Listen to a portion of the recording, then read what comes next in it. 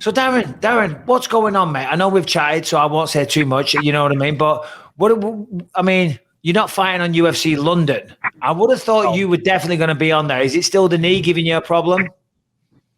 Yeah, I don't like to talk about my injuries, Mike. I feel like I'm, giving off excuses, but injuries happen in this game, Darren. Injuries happen, so there's no problem talking about it. I just don't like to ever discredit my opponents. Or I lost because of this thing and that thing. I've always been very fair, when I lose fights and win fights. But yeah, I sat down with my coach, Mike, and we actually we got a new contract off the UFC, which was a good contract, and that another 4-fight contract. I think it was 4 or 5.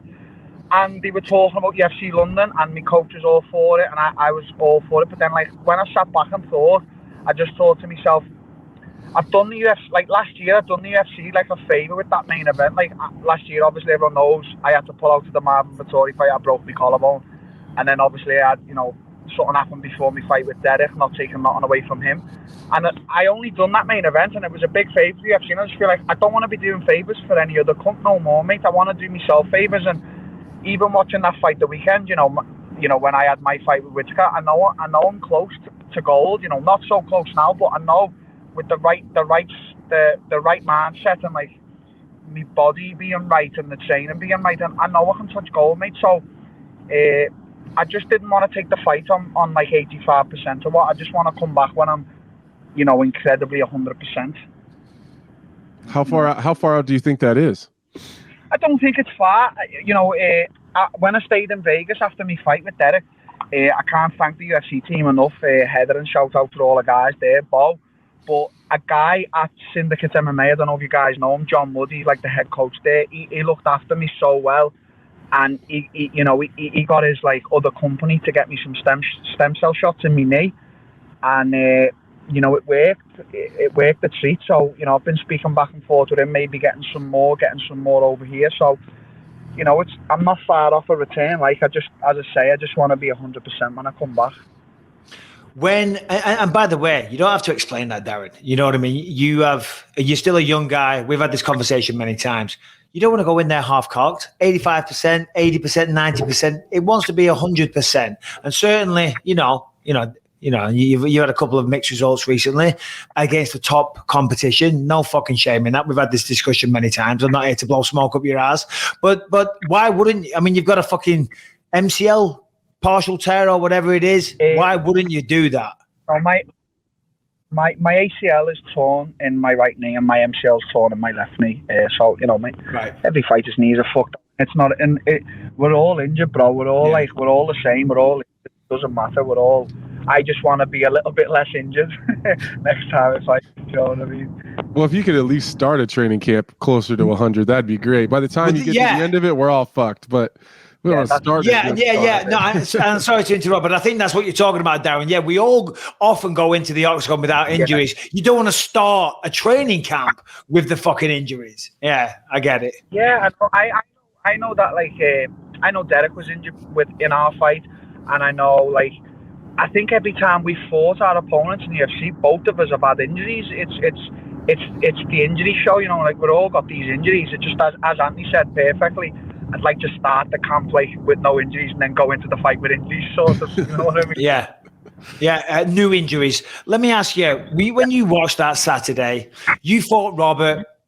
Tremendous fight, very strategic, very, very close. We all came down to that little bit of a takedown in the 5th round.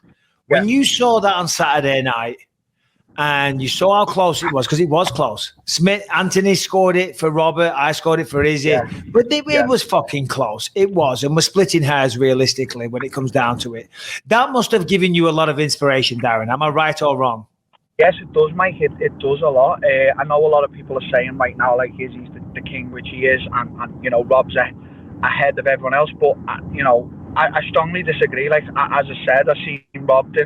It's funny because I've seen Rob do an interview last week, and I've seen Izzy's coach, and they both still name me. Izzy's coach says he still wants to fight with me, which is, incredibly humbling for him to say that, even after me coming off, 2 losses back to back. And I know Rob said that I was his hardest fight he's had by the champ. So it does gives me a little bit more motivation and inspiration. If I work that little bit harder, smarter, and I've got the right people around me, you know, I can definitely beat the both of them. And I know for a fact, you know, if I come in with the right fight against Rob, I wouldn't change things up much against him. If I fought Rob again, I'd probably just be a little bit more active. Like, there was some times in the fights where, like, he was throwing that signature kick and I was moving out the way, but I wasn't, like, I wasn't making him pay for the miss. I was sort of just, like, being, haha, you missed, which is, Nate Diaz does the same thing. Like, he makes people miss and then laughs at them. Like, that's all good and well for the show, but why am I not, like, making you pay? Like, there's a rule in Muay Thai, you know, when you do that to someone, you lean back, you make them pay for the miss, and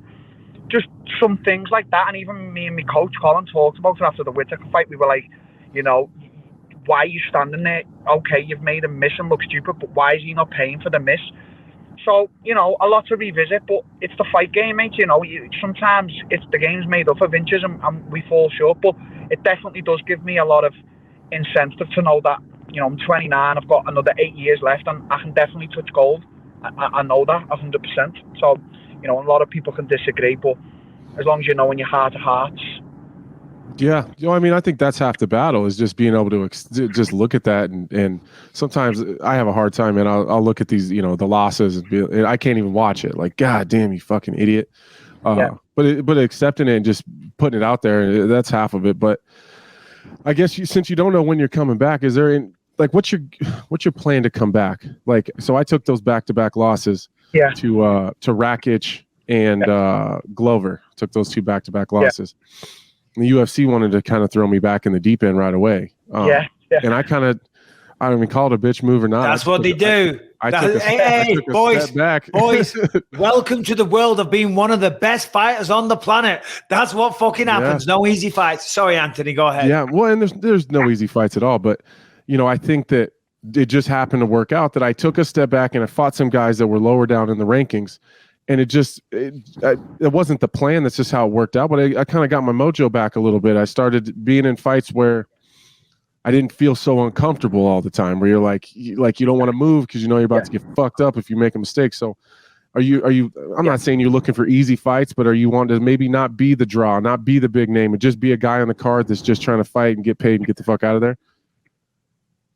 Yeah, I would love to. I mean, I've had like eight or 9 main events now, and you know we've got Tom Team Carbon doing like Team Carbon's 10th main event. It's, you know, it's historical. It's nice stuff. But I would love to just like have a 3-round fight on, like just open the main card and just see what it's like to be back on. Like every fight I've had now since Cowboy has just been main events, and it's like I understand the UFC, you know, what they see in me's potential and star like, but.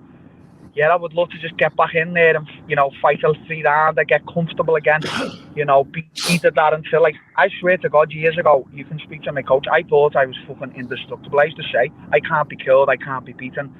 I know I've still got that deep down inside me. I just need to, as you said there, Anthony, find it again and, you know, be comfortable again.